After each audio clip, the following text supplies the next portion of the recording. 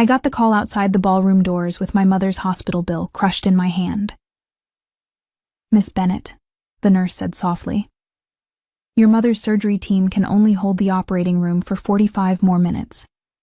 If the deposit is not approved, we will have to move her down the list." Behind those golden doors, my father was laughing with people who called him generous.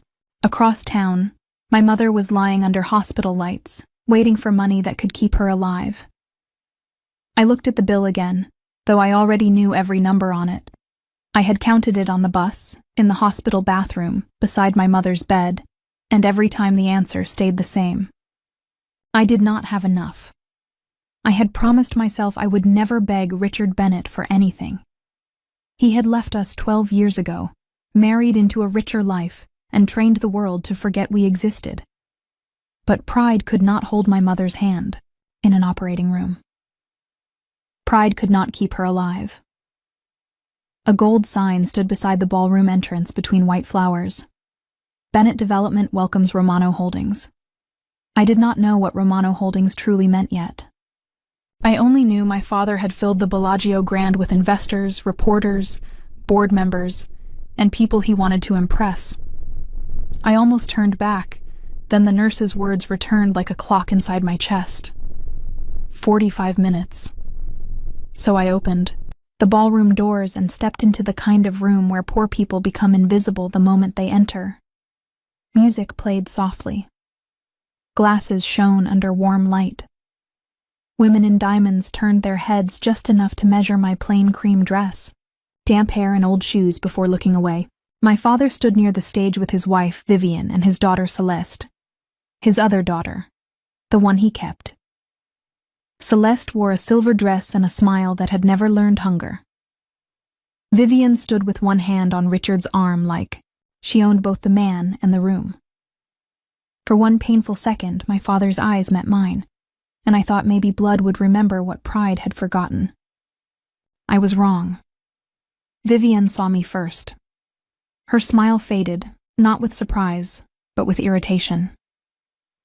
She leaned toward him and whispered something. My father's face changed before I took my second step. Not with concern. Not with guilt. With embarrassment. I walked toward him anyway, because my mother had 45 minutes and dignity could wait.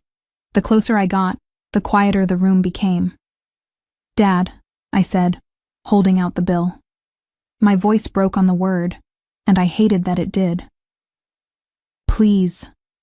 "It's Mom. The hospital called. They'll move her from the surgery schedule if the deposit isn't approved."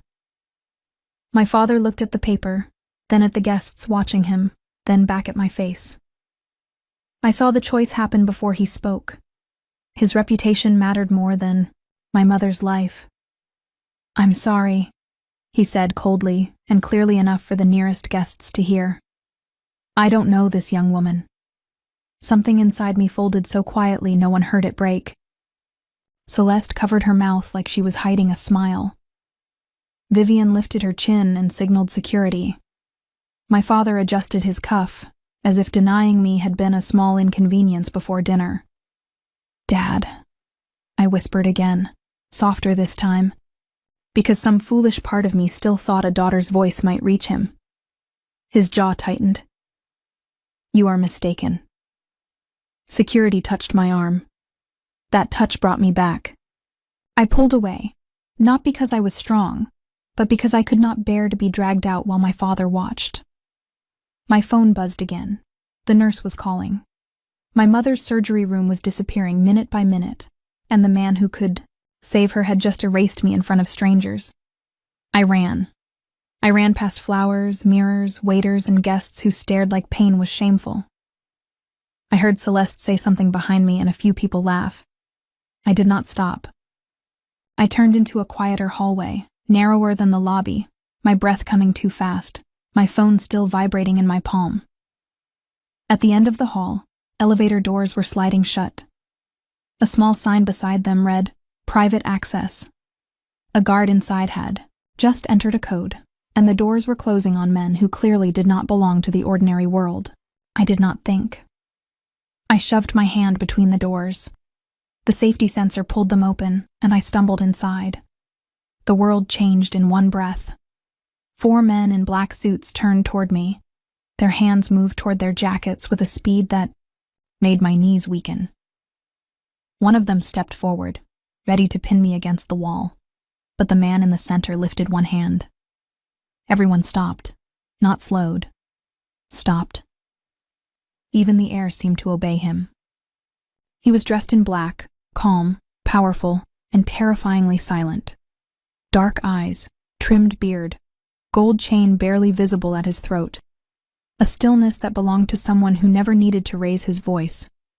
I did not know his name yet. I only knew I had entered the wrong elevator. "I'm sorry," I gasped, stepping back, but the doors closed behind me. "I didn't know. I'll get out. His eyes dropped to the hospital bill crushed in my fist, then returned to my face. For one strange second, it felt as if the guards, the deal, the elevator, and the city itself had gone silent around him. Something changed in his eyes. Not softness, something sharper. Recognition, maybe. Or surprise. "Who made you run?" he asked. His voice was quiet, but it reached places shouting never could. My throat burned. I wanted to say my father. I wanted to say poverty. I wanted to say the whole room that had watched me become nobody. Instead, I whispered, "Please. I just need to get to my mother." The elevator kept descending because the private code had already been accepted. No one moved. The man kept looking at me, and I noticed something I could not understand yet. He was not watching me like a problem. He was watching me like a person who had entered his life carrying the only kind of loyalty he still recognized. One of the guards said, "Boss, private access was breached." The man did not look away from me. "I can see that, Luca." Boss. The word landed in my chest with weight. The guards, the silence, the private elevator, the way everyone waited for permission. To breathe, I had not run into a businessman's elevator. I had run into danger. "I didn't mean to," I said quickly. "Please, I'll leave on the next floor." I reached for the buttons, but a guard shifted and I froze. The man pressed a button himself. The elevator did not stop. It kept going, down.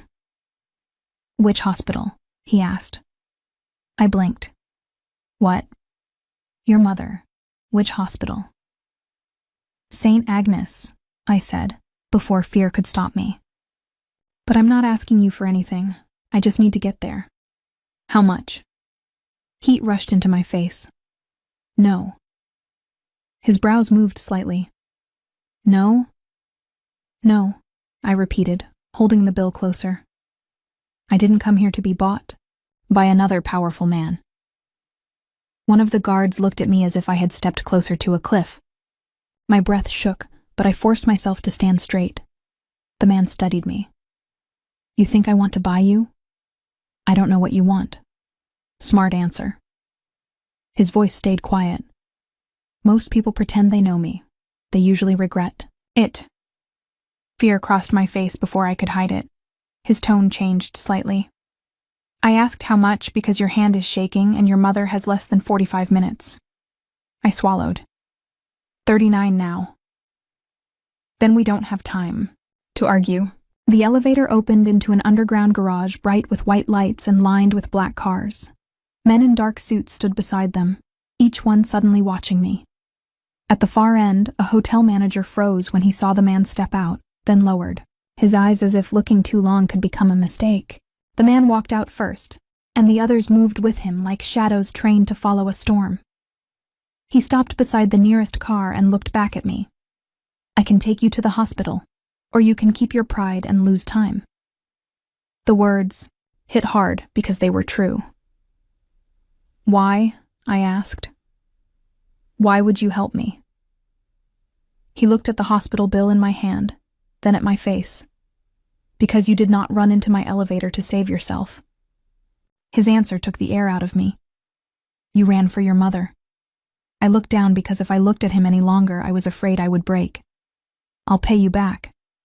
"I'm not paying yet." "Yet?" "I'm taking you there first." He opened the car door and stepped aside, giving me space instead of taking my arm. It confused me more than force would have. Men like him were supposed to take. My father had taken a whole life from my mother and called it moving on. Hospital. Counters took money before mercy. Rich people took dignity from anyone who entered their world without the right shoes. But this man opened the door and waited, as if my choice mattered. I got in. He sat beside me. Luca took the front seat. Another car pulled out behind us, and the garage gates opened. As the hotel disappeared, tears slipped down my face. I wiped them fast, but his voice came from beside me. You don't have to hide that. I almost laughed. It came out broken. People say that until tears make them uncomfortable. I am difficult to make uncomfortable. Because you're used to people crying? Because I'm used to people lying. I turned my head. City lights moved over his face, making him look carved from shadow and control. What's your name? He asked. I hesitated. Mira. Mira what? The name felt heavy in my mouth. Bennett. The air in the car shifted. Luca glanced at the mirror. The man beside me became very still. Bennett? He repeated. I looked out the window. It's just a name. Names are rarely just names in rooms like that. I did not answer. I was too tired to explain my father to a stranger, too ashamed to say the word daughter after Richard had refused it. The sign outside the ballroom, I said instead. Romano Holdings, is that you? Yes. My stomach sank. The man my father had invited to save his business had left the ballroom with the girl my father had just denied. Then you should go back, I said. He'll be waiting for you. Let him wait. You don't even know me. I know enough. No, you don't. You know I ran into your elevator. You know my mother is sick. You know I don't have the money.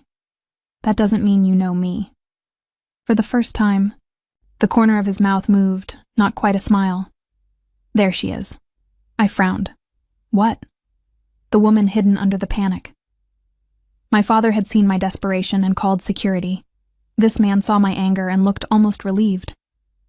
Who are you? I asked, though some part of me already feared the answer.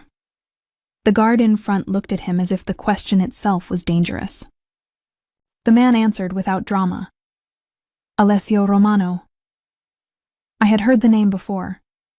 Everyone in the city had heard it, usually in lowered voices. Alessio Romano, the man newspapers called a private investor because newspapers liked staying alive. Alessio Romano, whose enemies lost businesses, court cases, and sometimes the courage to remain in the city. My body went cold. Oh God. No, he said calmly. Just Alessio.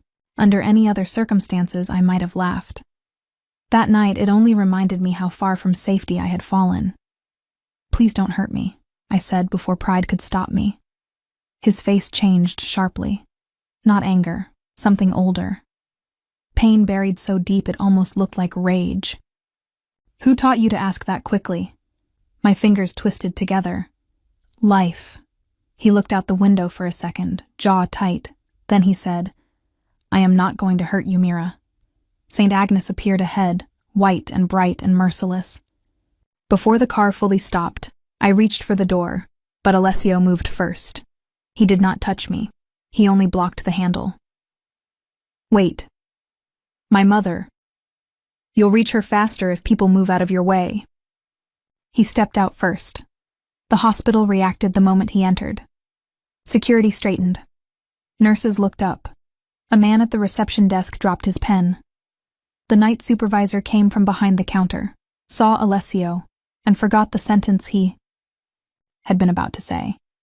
No one said his name, but everyone seemed to know it. I followed behind him, suddenly aware of my cheap dress, messy hair, and tear tracks. Alessio did not look embarrassed to have me beside him. That alone made my throat tighten. The nurse from the phone call recognized me and rushed forward. Miss Bennett, I'm so sorry. The surgeon is waiting, but accounting still needs approval before they can keep the specialist assigned. Take her to her mother, Alessio said. The nurse looked at him, then at me. Sir, hospital policy requires... Alessio turned slightly toward Luca. Luca stepped to the counter with a black card and opened his phone. Romano Holdings is listed under your private donor emergency account. Call your administrator and...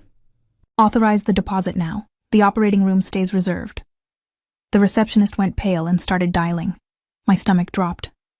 No. Alessio looked at me. Mira. I said no. Your mother needs surgery. And I don't want my mother's life turned into a debt I owe with my soul. The lobby went silent. Alessio did not interrupt. He stepped closer slowly enough that I did not move back. Listen carefully, he said. I am not buying your silence, your gratitude, or your future. I am buying your mother time. Hate me after she survives if you need to. But let her survive first. My mouth trembled. I hated that his words reached the part of me that wanted to collapse. The nurse touched my shoulder gently. Miss Bennett, please, we need to move now. I looked at the black card, then at Alessio. I'll pay you back. If that helps, you stand, say it. I mean it. Then I believe you. No one had said that to me in a long time. The nurse led me down the hallway before I could answer. My mother looked smaller than she had that morning. Machines surrounded her. A thin blanket covered her body. Her hair lay flat against the pillow, and her skin had the pale look of someone who had been fighting pain too long. But her eyes opened when I came in. Mira, she whispered. I fell beside her bed and took her hand. I'm here. Her fingers were cold. You went to him. I could not lie. I'm sorry. Don't be. He denied us, I said, and my voice broke. He looked at me like I was a stranger. Like you were nothing.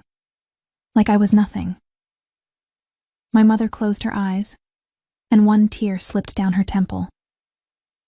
Richard has spent years pretending his choices did not have faces. I hate him. She squeezed my hand weakly. No, you... Don't. I want to.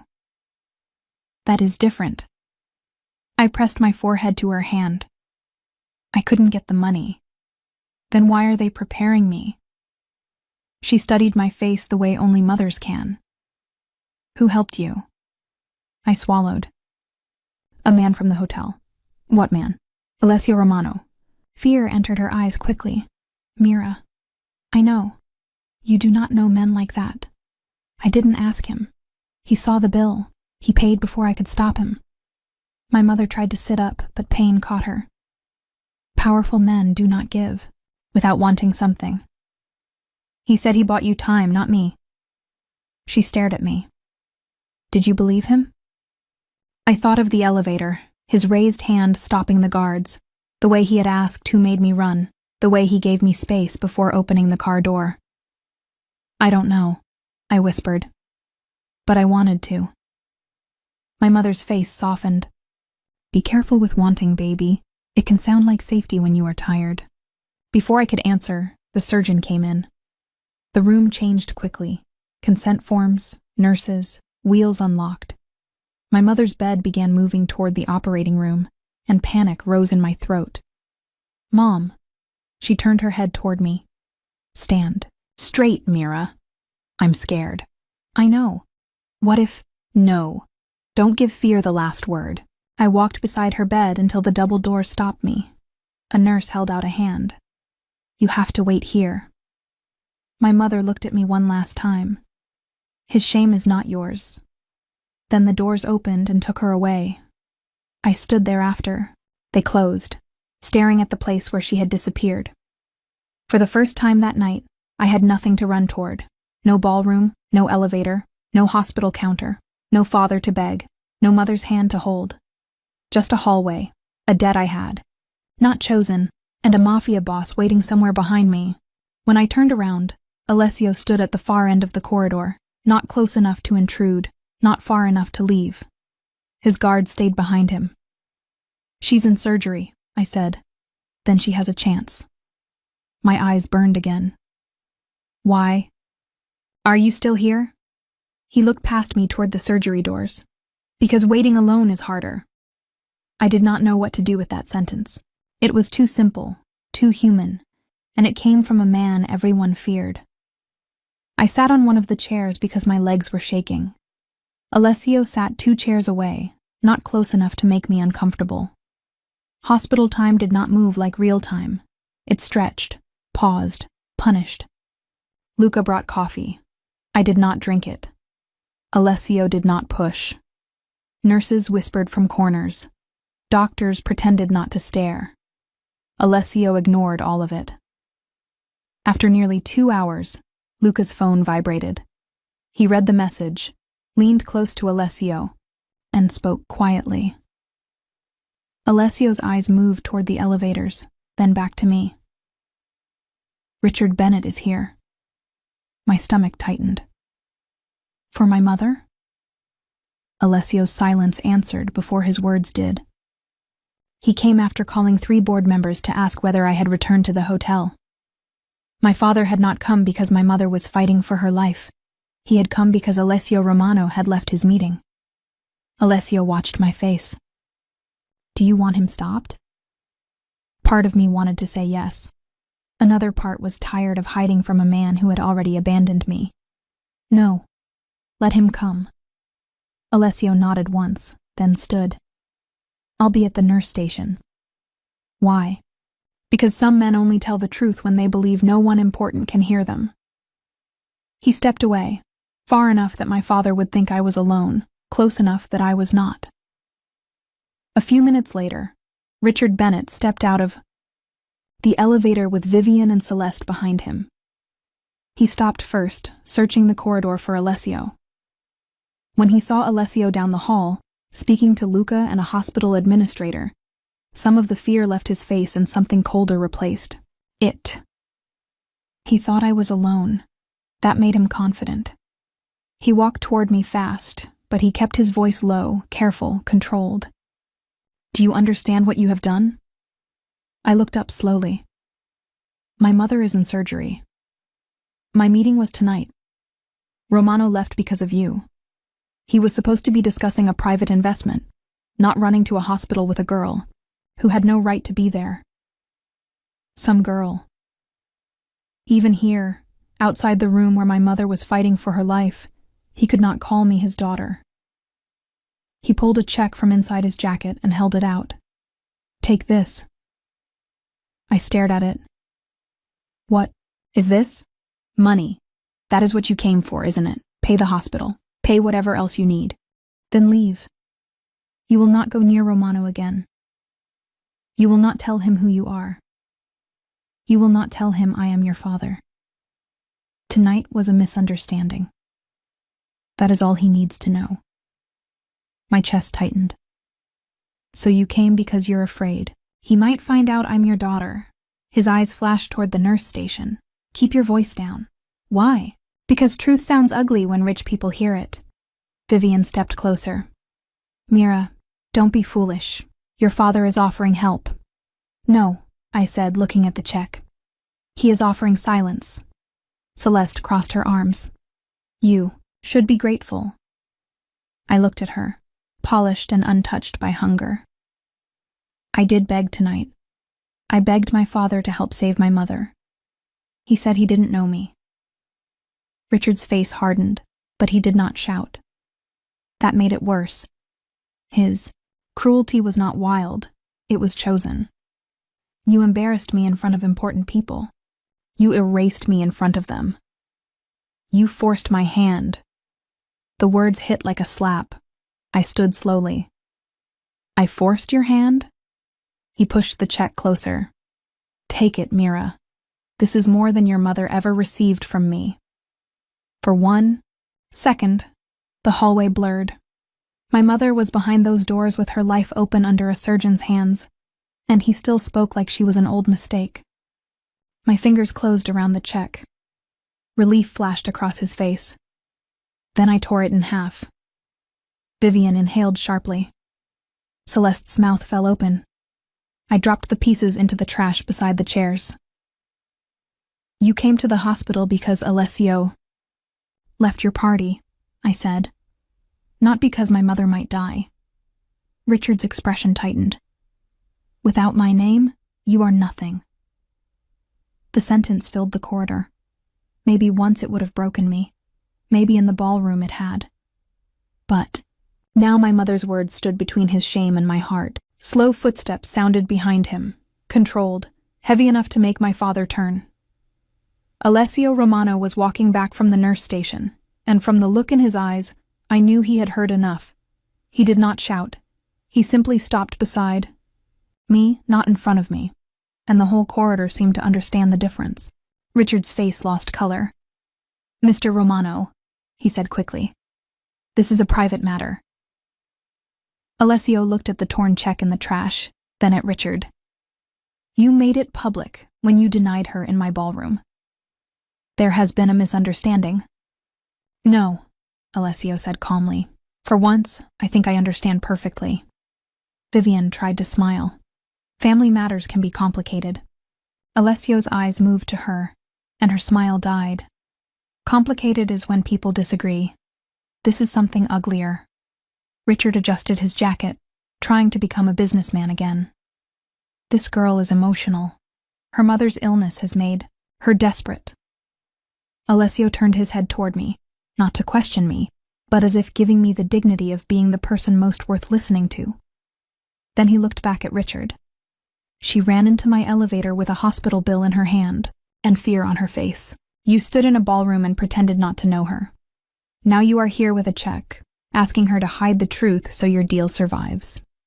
My father opened his mouth, but nothing came out. Alessio stepped closer. You told her without your name. She is nothing. He paused. Good. Then everyone should know she never needed your name to be worth something. The surgery doors opened behind us. A doctor stepped out, pulling down his mask. My heart stopped. Everyone turned. The doctor looked past Richard, Vivian, and Celeste, and found me. Miss Bennett. I could not breathe. Alessio's hand lowered beside mine, close but not touching, as if he knew I needed something to hold and was still letting me choose. Your mother made it through the surgery. My knees almost gave out. I pressed both hands over my mouth, as the words broke through me. My mother was alive. That was the only sentence my heart understood. She is stable for now, the doctor continued, but the next 24 hours are important. We are moving her to recovery, then ICU. You can see her soon. Behind me, Richard cleared his throat. Doctor, I'm Richard Bennett. I'll be handling any further financial arrangements for Mrs. No, I said before he could finish. My voice was weak, but it stopped him. You don't get to arrive after the surgery and speak like you saved her. Vivian exhaled sharply. This is not the time. You're right, I said. It was time 12 years ago. Alessio did not move, but the air beside me changed. He did not need to threaten them. His silence did what other men tried, to do with volume. The doctor gently told me to wait in the family room, and I followed the nurse because my legs no longer knew how to stand still. The family room was small, with pale walls, a coffee machine, and chairs that had seen too many people pray. Alessio stood near the door. I'll have Luca arrange anything she needs for recovery. My head lifted. No. He did not argue. He waited. I don't know how to accept help from you without feeling like I'm losing something. His eyes stayed on mine. Then don't accept anything else tonight. What does that mean? It means your mother's surgery is paid. That cannot be undone. For everything after this, you decide. And if I say no, then I listen. Men like you don't listen. Men like me are usually surrounded by people too afraid to say anything worth hearing. The door opened before I could answer. Richard stepped in without knocking. Vivian and Celeste waited behind him in the hall, but he came alone, probably, because he thought a softer voice would work better without witnesses. Could I speak to my daughter alone? My daughter. The words should have warmed me. Instead, They made my skin feel cold. Now I'm your daughter? He looked at Alessio, then back at me. Mira, I made a mistake upstairs. You made a choice. I was under pressure. So was my mother. He looked away for half a second, and in that half second I saw the man he might have been if cowardice had not become a habit. Then pride returned. I can fix this. I will cover the hospital bills. I will arrange a private nurse. I will make sure your mother has a proper room. And in return? His jaw tightened. You will stop speaking about tonight. You will tell Mr. Romano you misunderstood what happened. You came to me emotionally. I was going to help privately, but you panicked. I stared at him. He was rebuilding the lie while my mother was still unconscious. Alessio's voice came from near the door. She understands perfectly. Richard turned to him, slipping from father to businessman in one breath. Mr. Romano, I have spent years building Bennett development. Tonight's meeting was important not only to me but to hundreds of employees. Surely one emotional incident should not threaten everything. Alessio's face did not change. If one truth can threaten everything, perhaps everything was weaker than you believed. Richard's hands curled at his sides. You would walk away from a major deal over a girl you met tonight? The room went still. Alessio stepped closer, enough that my father's confidence faded. I would walk away from 100 deals for one clear look at a man's character. This is sentimental nonsense. No, Alessio said. This is risk assessment. For the first time that night, I almost smiled. My father had no answer. He left the room with his pride bruised and his fear growing. A nurse came for me 20 minutes later. My mother lay pale and still, machines blinking around her, but she was breathing. I touched her fingers carefully. Mom, I whispered.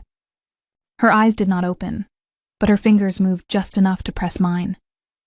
That tiny pressure broke me. When I came out, Alessio was still there. He had taken calls, given quiet instructions, sent men away and back again. But he had not left. She squeezed my hand, I said, because it was the only good thing I had. Then she is still giving orders, he replied. I laughed once, and it surprised me. It surprised him too, not because it was funny, but because laughter had no business being alive in that hallway, and yet there it was, small and shaking between us. Dawn came slowly through the hospital windows. By then my father had left, but his shadow stayed. Around 6, Luca brought coffee and a paper bag with food. I took the coffee because my body had begun to feel hollow. You should sleep, Alessio said. I can't. Then eat. You always give orders? Only when people are bad at taking care of themselves. I looked at him over the cup. Is that why no one likes you? Luca made a sound that might have been a cough. Alessio looked at me for a long moment, then the corner of his mouth moved. No one has ever asked me that so directly. Maybe no one had a night as bad as mine. Fair. His almost smile disappeared, but not coldly. People don't like me because liking me is dangerous. Do you like anyone? I asked before I could stop myself. Maybe exhaustion made me careless. Alessio looked toward the window. Morning light touched the side of his face and made the darkness under his eyes visible. No. He said it simply, not proudly. I learned early that attachment gives people a place to cut. I thought about my mother, the only attachment I had never regretted even when it cost me everything. That sounds lonely. It is efficient. That wasn't what I said. He looked at me then, and something passed between us too quiet to name. No, he said. It wasn't. Later that morning, when my mother was moved to ICU, an administrator came to speak with me about recovery costs, medication, monitoring, and numbers that sounded bigger than rent, bigger than food, bigger than the life my mother and I had built. Alessio remained silent until the man left. Then he said, There is a recovery center outside the city. Her doctor recommends it when she is stable. You said I decide. Yes. Then don't decide for me. I asked for the medical options, not the decision. I watched him carefully. It sounded like ordering. I'm working on the difference. I should not have smiled, but I did. Then the smile faded. I can't afford a recovery center. I can. That is exactly the problem. He sat across from me, hands loosely clasped. For the first time, he looked less like a man above the world and more like someone trying to enter a room without breaking the door. Mira, if money is the only wall between your mother and care, let me remove the wall. And what do I become after you remove it? The same woman who told me no in an elevator. My throat tightened. Why do you keep helping? He looked at me for so long I wanted to look away, but I did not. Because when you ran into that elevator, you were not asking to be saved. You were trying to save someone else. I have seen people run toward me for money, fear, protection, revenge, and power. You were the first woman who ran into my life without wanting anything from me. The room felt suddenly too quiet. Maybe that is why I could not look away. I stared at him, unsure what to do with the warmth rising inside me. It did not feel like romance yet. It felt like being seen after years of standing in corners. That was more frightening. Don't pity me, I whispered. I don't. Everyone does when they hear my story. Your story does not make me pity you. It makes me question everyone who failed you. By afternoon, my phone was full of messages. Some were from unknown numbers. A clip from the ballroom had begun moving online. Not the whole truth, only enough to make me look like a desperate girl causing a scene at a rich man's event. One message said, "Is this you?" Another said, "Why were you at Bennett's party?" Then came the worst one. Girls like you always know which powerful man to cry in front of. My hands went cold. The rumor had started. By evening, the story had become uglier. I was no longer a daughter begging her father for surgery money. I was a gold digger who had embarrassed a respected businessman and somehow left with Alessio Romano. My father was protecting his image. The world was doing what it always did, turning a poor woman's pain into entertainment. Alessio found me with the phone in my hand. He took one look at my face. Who sent it? Everyone. He held out his hand. May I? I gave him the phone because I was too tired not to. He read silently. The dangerous stillness came back to him. He did not look angry. He looked like a man deciding how much damage was necessary. Luca, he said. Luca appeared from nowhere. Find where it started. No noise, no blood. But make sure whoever did it understands that lies have invoices. No, I said quickly. Alessio looked at me. No? Don't destroy anyone. That was not what I said. It was what your face said. Luca wisely looked away. Alessio handed the phone back. They are lying about you. People lie about women like me all the time. If we cry, we are dramatic. If we ask for help, we are greedy. If a man helps us, we must have sold something. My voice shook. I don't want to become another reason for people to call you dangerous. I am already called dangerous. Not because of me. He studied me, frustration breaking, through his control.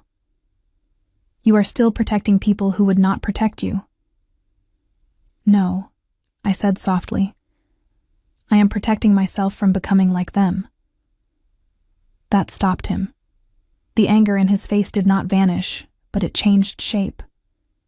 He sat beside me, closer than before but still not touching.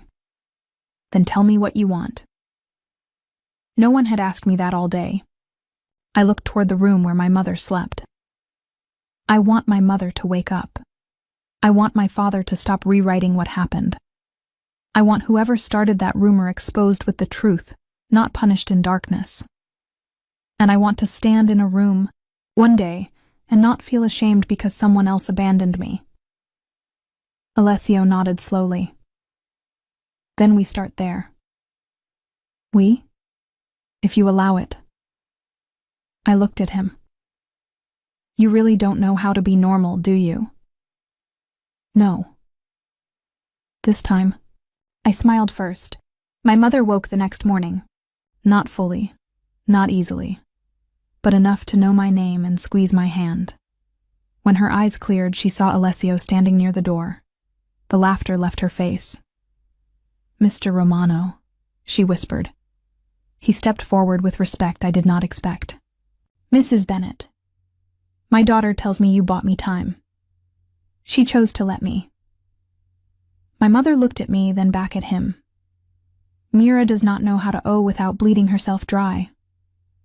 I have noticed. Then do not make kindness a chain. I won't. Men always say that. She stopped to breathe. Prove it later. I will. My mother studied him. Why her? My face warmed. Mom. She ignored me. You are a man with enemies, money, and women who probably know how to smile in 5 languages. Why did you follow my daughter to a hospital? Alessio was silent long enough that I thought he might refuse to answer. Then he said, because she was afraid and still proud. Because she needed help and still tried to protect her dignity. Because when she said mother, I remembered mine. My mother's expression changed. Gone? Yes. Hospital? Too late. His voice stayed steady, but the pain behind it did not. I had power by then, not enough, never where it mattered. My mother closed her eyes briefly. Then be careful. Grief can mistake someone for a second chance. Alessio did not deny it. I know. Do you? I am trying to. My mother looked at me. Gratitude is not love, Mira. Rescue is not love. Do not give your heart just because someone arrived when others left. I nodded, embarrassed and grateful. Alessio's voice came quietly. She shouldn't. We both looked at him. She shouldn't give me her heart because I paid a bill. If she ever gives me anything, it should be because I earned peace in her life, not because I ended panic for one night. My mother watched him for a long moment. Then, very faintly, she smiled. Good answer. After that, something shifted. Not quickly. Not like stories where love arrives dressed as certainty. It came slowly through hospital chairs and bad coffee, through the way Alessio never entered my mother's room without asking, through the way he remembered which side of the bed she preferred me to sit on, through the way he never called Richard my father unless I did first. He sent no flowers with his name large enough to impress anyone. He sent a soft blanket because my mother complained the hospital ones scratched her skin. He arranged a second opinion, but asked me before confirming. He made people move, but never moved me. That was the difference I could not ignore. On the 3rd day, Richard sent his lawyer. A thin man with silver glasses arrived with papers and a voice polished by other people's cruelty. Alessio did not come into the room. He only stood outside, visible enough to make arrogance careful. The lawyer told me my father wanted to avoid further public confusion. Reporters were asking questions. Bennett Development's board was concerned. Richard was prepared to create a medical trust for my mother if I signed a statement saying the ballroom incident was a misunderstanding caused by stress. I looked at the signature line. My name waited there like a trap. This is a generous offer, Miss Bennet, the lawyer said. Generous, I repeated. Is that what rich men call a gag? His smile faded. You should think carefully. I have. Without this, your mother's continued care may become difficult. Fear moved through me, but it did not own me this time. I pushed the papers back. My mother taught me that dignity only leaves when you hand it away. Tell Richard I'm not handing it away. The lawyer looked toward the hallway, saw Alessio watching him without expression, and gathered his papers with shaking fingers. 10 minutes later, Luca returned with a tablet. The smear started from Celeste Bennett's assistant, he said. The original clip was sent to a gossip account from a phone registered under her PR company. We recovered a message from Celeste telling the account to make the poor girl look unstable. Her words. My face went cold, but I was not surprised. Alessio looked at me. I told you I would not destroy anyone in darkness, but I will not let them destroy you in public with lies. What are you going to do? I asked. Nothing you do not approve. And if I approve nothing? Then the proof stays locked. Luca looked surprised. Alessio did not look away from me. That was when I understood the real danger of him. It was not just that men obeyed him. It was that when he chose patience, he became even harder to resist. The next morning, an article appeared online calling me an unstable woman who had interrupted a private business event and attempted to manipulate a prominent investor. No one used the word daughter. No one used the word mother. No one mentioned surgery. The truth had been dressed in expensive lies and sent into the world. I expected Alessio to explode. Instead, he became colder, quiet, precise. Tonight, he said, Bennett is hosting the rescheduled investment dinner. I stared at him. After all this? Especially after all this. He needs to show the board he still has me. Do you still plan to go? Yes. Pain moved through me before I could hide it. For the deal? For the truth. I did not understand until he said, Come with me. I laughed once because the idea was impossible. No. Mira. No, I am not walking into another room full of people so they can stare at me again. This time you won't be running. That doesn't make it easier. No, but it makes it yours. I turned away. You don't understand what rooms like that do to people like me. Then tell me. The gentleness in his voice almost broke me. They make you feel like your shoes are wrong. Your voice is too loud. Your pain is too messy. Your whole life is something that should have stayed outside. And when everyone looks at you, you start believing them. Alessio was quiet. Then he said, My whole life, rooms like that taught me something different. They taught me that if people fear you enough, they make space. But fear is not respect. I know that now. I looked back at him. And what do you want from me? Walk in with your head up. Not for me. Not for them. For the girl who ran out of that ballroom believing she had been made small. My throat tightened. And if I can't? Then we leave. Just like that? Just like that. My mother, who I thought was asleep, opened one eye. Go. I turned. Mom, no. Her voice was weak but sharp. I did not survive surgery so you could hide in hospital corridors while that man turns your pain into a rumor. You need me here. I need my daughter to stop carrying shame that does not belong to her. What if I break? She touched my cheek, then break standing. That evening, I wore the same cream dress. It had been cleaned, but one small mark near the hem refused to disappear. I thought about asking for something expensive, something that would help me look like I belonged. Then I decided I wanted the room to see the same girl they had laughed at. Not upgraded, not hidden, just unashamed. Alessio arrived in a black suit, silent and impossible to ignore. When he saw the dress, he understood without asking. Are you ready? No. Good. I looked at him. Why good? Because ready is overrated. That is terrible advice. I am not known for comfort. No, I said, more softly than I meant to. But you are learning. We drove to the Bellagio Grand in silence. When the hotel came into view, my hands turned cold. Alessio noticed. We can turn around. I shook my head. If I turn around now, I'll hear Celeste laughing for the rest of my life. The car stopped at the main entrance, not the garage. Cameras flashed when Alessio stepped out. Reporters called his name. He ignored them and turned back, holding out his hand. I looked at it. The whole world seemed to pause around that hand. Alessio seemed to read the fight in my face. He lowered his hand, not offended. Your choice. That was why I took it. Not because I needed help stepping out of a car, but because he had let me choose whether to. The flashes became brighter. Whispers rose. Inside, the ballroom looked exactly as it had before. Same flowers, same gold light, same polished floor.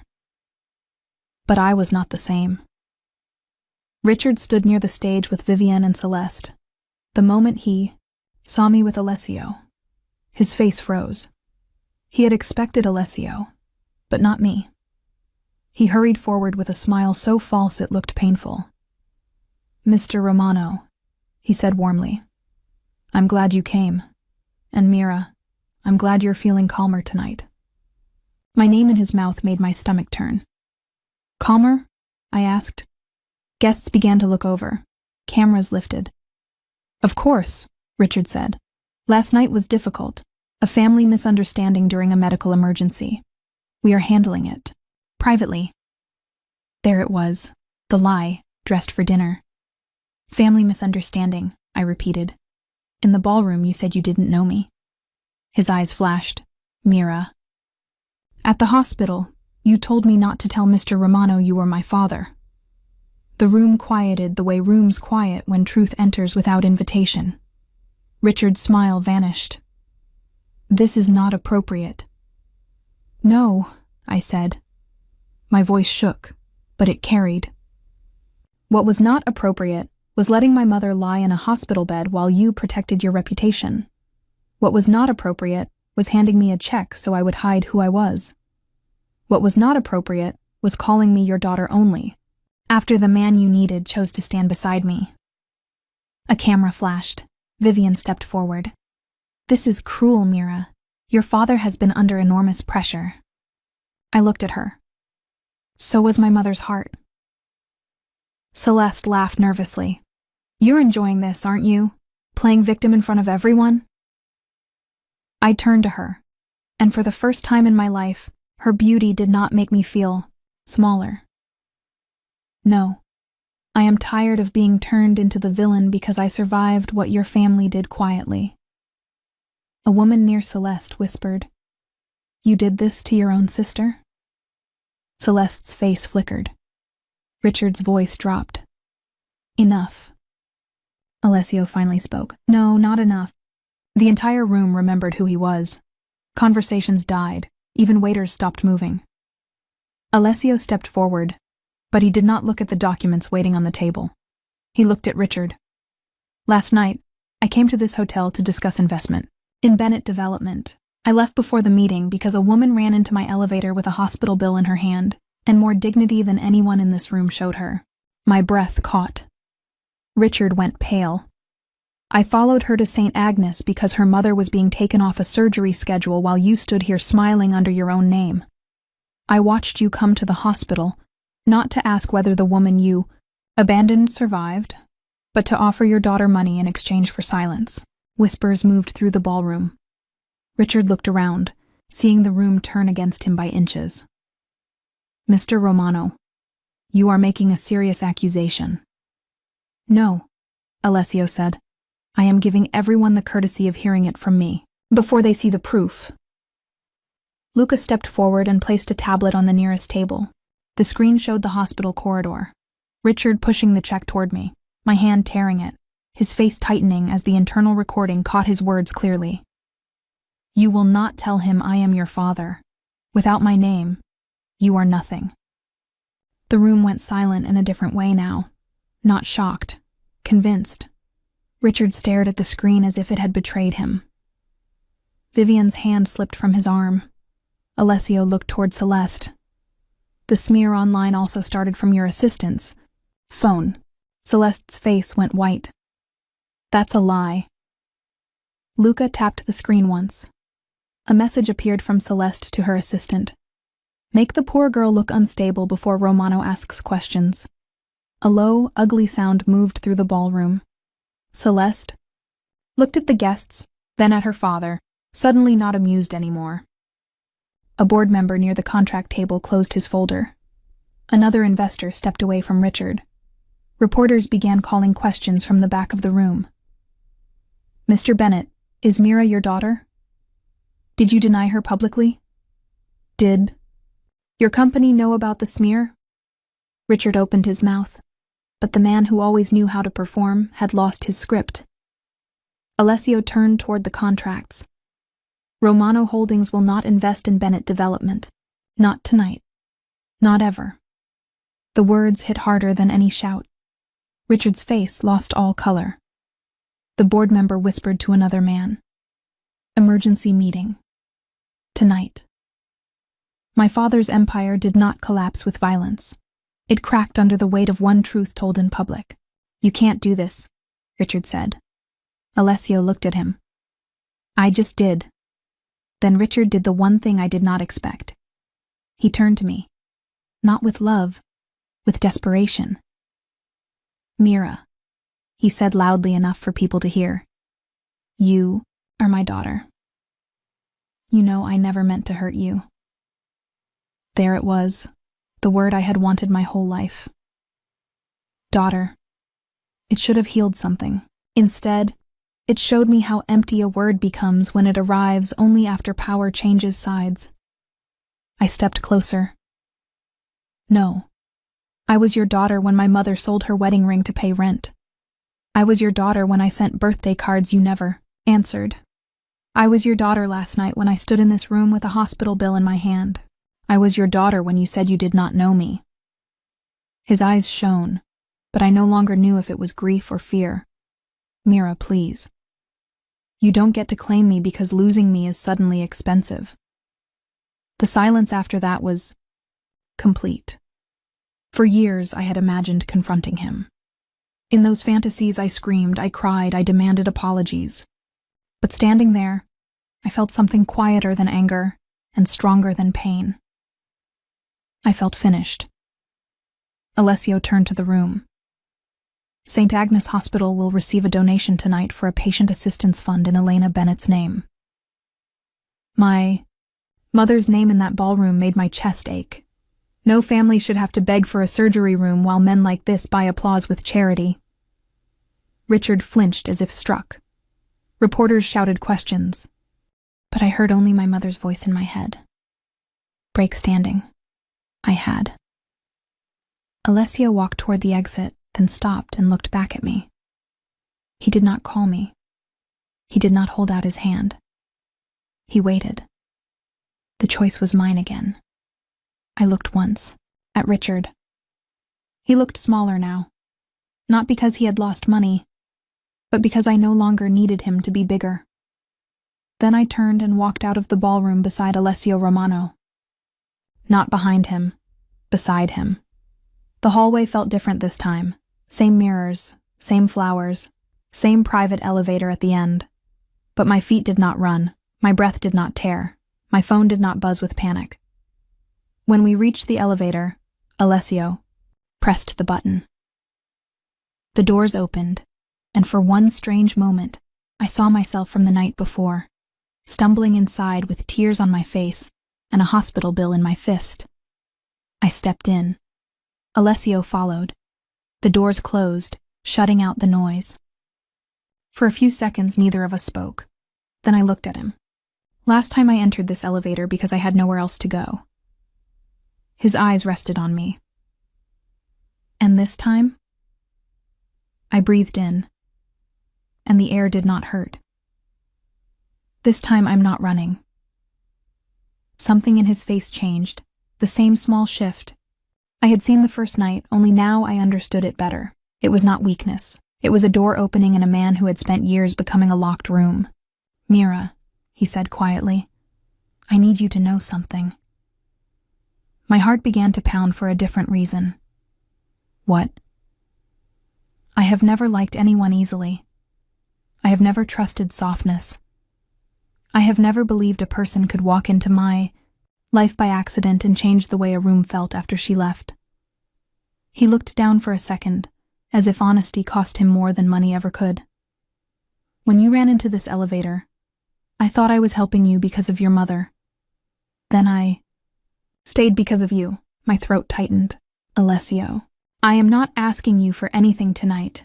Not gratitude, not love, not trust you are not ready to give.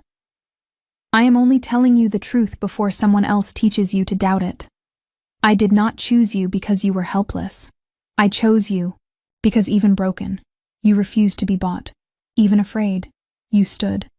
Even after being denied, you still ran for the woman who loved you." Tears filled my eyes, but this time, I did not hide them. "I don't know how to be loved by someone like you." Then we learned slowly. "You make it sound possible." "For you," he said, "I would like to become possible." The elevator opened into the garage, but neither of us moved immediately. Outside, cameras waited. Deals had ended. Rumors had begun. My mother was still healing, and life would not become easy because one powerful man had stood beside me. But something had changed in me. Something my father could no longer touch. I had entered that hotel as a daughter begging to be remembered. I was leaving as a woman who had finally remembered herself. 2 weeks later, my mother was moved to the recovery center. It was quiet there, with windows facing a garden and nurses who called her Mrs. Bennett with respect.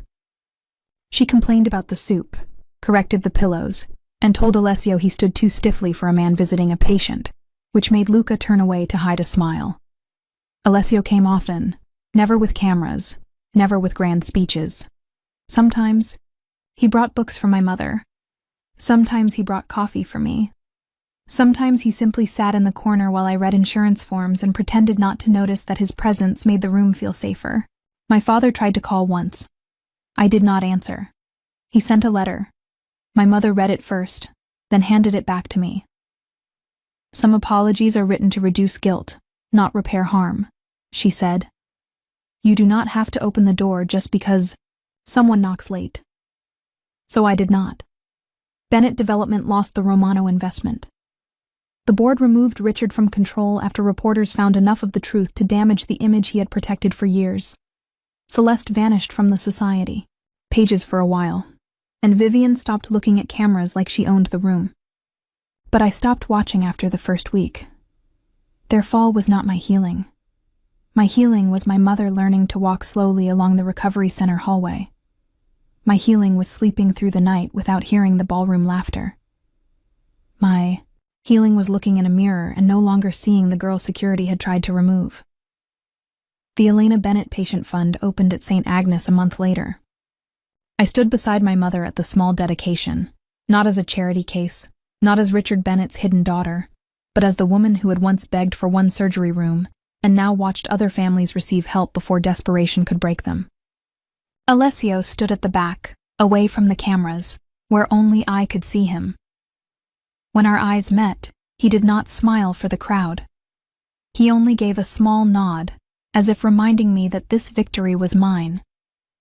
One evening, as the sun lowered behind the recovery center garden, Alessio found me outside on a bench. "Your mother threw me out," he said. I looked up. "She what?" "She said I was hovering and making the flowers nervous." I laughed, really laughed, and the sound surprised both of us. He sat beside me, leaving the same careful space he had left in the hospital corridor. "She likes you," I said. "She threatened me with a spoon." "That means she likes you." He nodded gravely. "Good to know." The silence that followed was gentle, not empty. Gentle. I looked at his hands, strong and still, and thought about how many people feared them. Then I thought about the elevator door opening, his hand stopping his guards, his voice asking who made me run.